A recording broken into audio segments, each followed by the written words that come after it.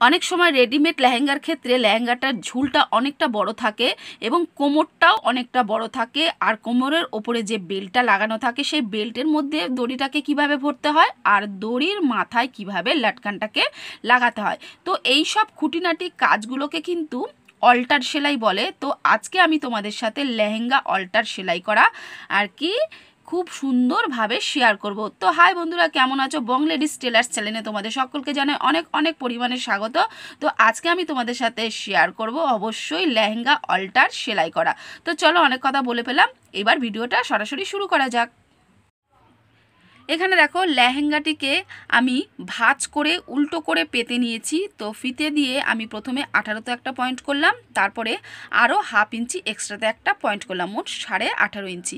এখানে দেখো কোমরের মাপ আছে আমার 36 ইঞ্চি, এর সাথে আরও 1 ইঞ্চি এক্সট্রা নিয়ে নিলাম লুজের জন্য। তো কত হলো? মোট 37 ইঞ্চি। তো বেল্টের মধ্যে দিয়ে যখন আমরা দড়িটাকে ভরে পরবো, দড়িটাকে কিন্তু বাঁধলেই একটু টাইট হয়ে যাবে, তাই প্রথমেই কিন্তু একটু লুজ রাখা ভালো। তো 18.5 ইঞ্চিতে আমি এইভাবে পয়েন্ট করে দিলাম। তো এরপর দেখো সাইড থেকে 2.5 ইঞ্চি কাপড় এক্সট্রা রয়েছে। তো পুরো লেহেঙ্গার কোমরটা কিন্তু মোট 5 ইঞ্চিতে আর কি এক্সট্রা রয়েছে। এই 5 ইঞ্চি কিভাবে আমরা মাইনাস করব? তো প্রথমে বেল্টটাকে আমাদের খুলে নিতে হবে।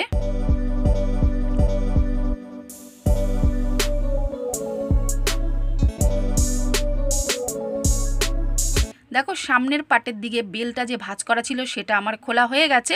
এইবার পেছনের পাটের দিকের বেলটা আমাকে খুলতে হবে।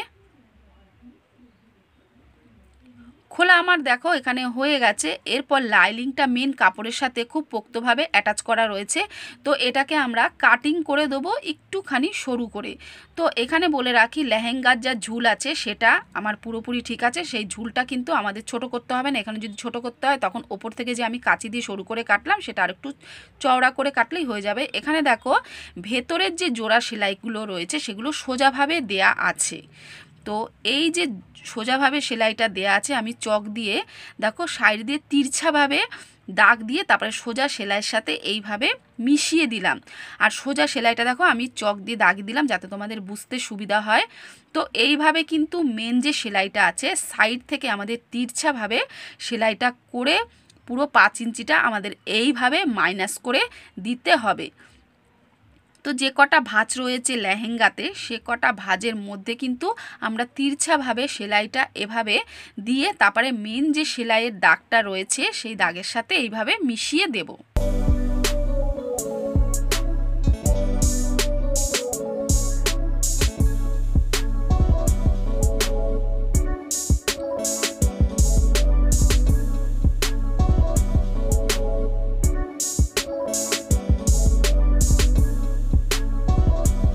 তো তিরছাভাবে সেলাই করা হয়ে যাবার পর আমি আরেকবার দেখো ফিতে দিয়ে মেপে দেখে নেব আমাদের 18.5 ইঞ্চি যে মোট মাপটা সেটা এসছে নাকি।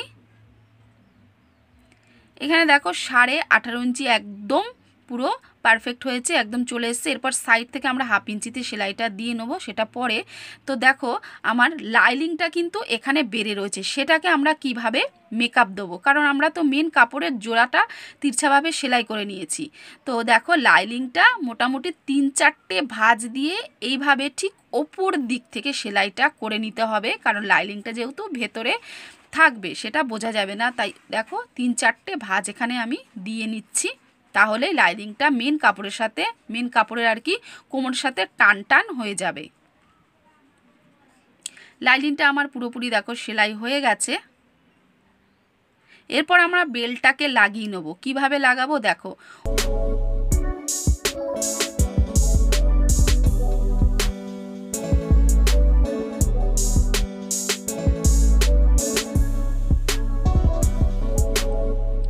উল্টো দিক থেকে বেল্টটাকে লাগিয়ে তারপরে সোজা দিক থেকে আমরা সেলাইটা করে নিচ্ছি।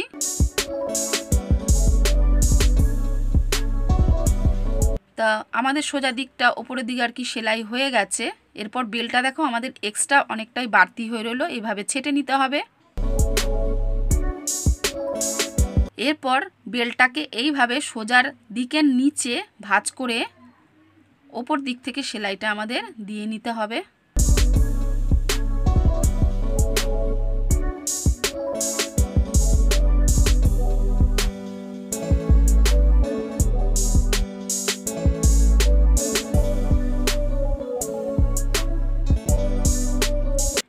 আমার সেলাই করা প্রায় শেষ। এইভাবে শেষের দিকে ভাঁজ করে তারপরে সেলাইটা দিয়ে দিচ্ছি।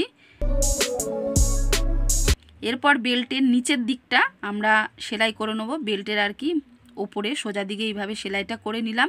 তার মানে বেল্টের ওপরটা আর নিচটা সোজা দিকে আমাদের সেলাই হলো, আর মাঝখানটা কিন্তু ফাঁকা রয়ে গেল। সেই মাঝখানেই বেল্টটা এই দড়িটা আর কি ঢুকে যাবে, সেটাই তোমাদেরকে দেখিয়ে দিচ্ছি। এরপর উল্টো দিকে দেখো সাইডে এইভাবে 1/2 ইঞ্চিতে সেলাই আমরা করে নেব।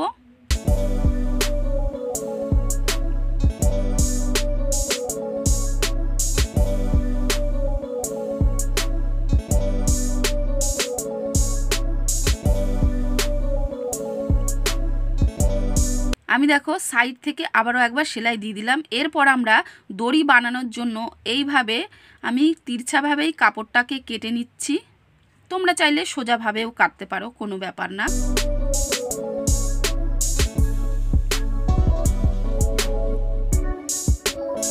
তো আমি এখানে অ্যাটাচ করে নেব কাপড়গুলো।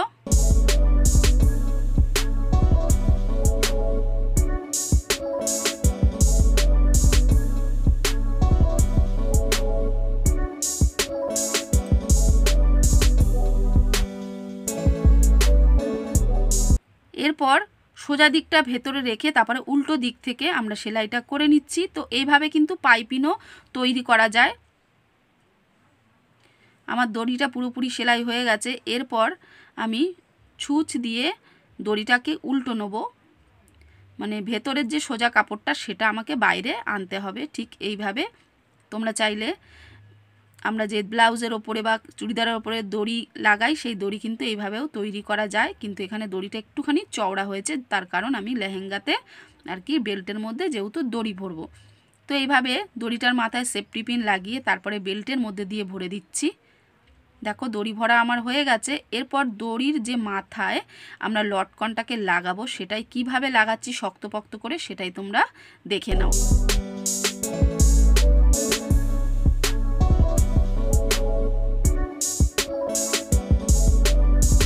তো এইভাবে আমি দুটো লটকনকে লাগিয়ে নেব। তো আজকের এই সম্পূর্ণ ভিডিওটা তোমাদের কেমন লাগলো অবশ্যই কিন্তু আমাকে জানিও। নেক্সট ভিডিওতে দেখা হবে আবার নতুন কিছু সঙ্গে নিয়ে, শুধুমাত্র তোমাদের সাথে।